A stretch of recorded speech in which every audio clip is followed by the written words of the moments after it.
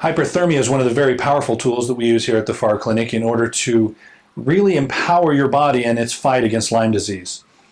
Hyperthermia is creating a pseudo fever, if you will, a fever that is still able to produce all of the different enzyme activities and produce all of the different empowerments of your body that happen with a regular fever, but we actually can produce that artificially, if you will. Hyperthermia, in relation specifically to Lyme disease, does amazing things to your body. It increases blood flow to all of the tissues. That increases oxygen delivery to all of the tissues. It breaks down inflammation. It opens up membranes. It opens up tissues that have been blocked by the inflammation from Lyme disease. Hyperthermia has been shown to actually enable our body to repair the DNA at a molecular level. In addition, our bodies envelop DNA in a blanket, something we call a methylation group. And it's that methylation blanket, if you will, that determines whether a gene is expressed, meaning brought to activity, or whether it's remained in a dormant state.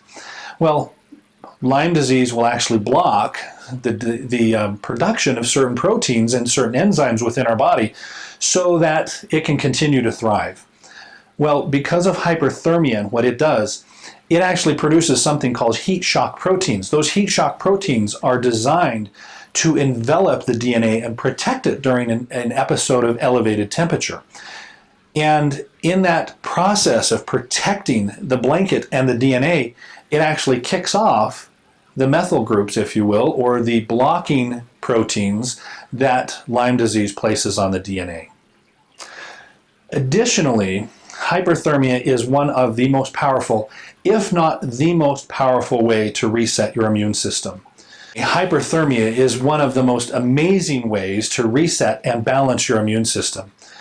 Now, we've talked about Lyme disease and the fact that it blocks certain components of our immune system, and so it's vital that that is reset, it's rekindled, it's reawakened, and that's what hyperthermia does. It actually bypasses the systems that Lyme disease blocks and activates and balances your immune system in a new way. And finally, there's what hyperthermia actually does to the spirochete itself, the Lyme disease itself. Lyme disease has been shown to actually produce different proteins based on the temperature that it is surrounded by. For example, most ticks, when they are in the wild, operate at a very cool temperature, somewhere around 28 degrees centigrade.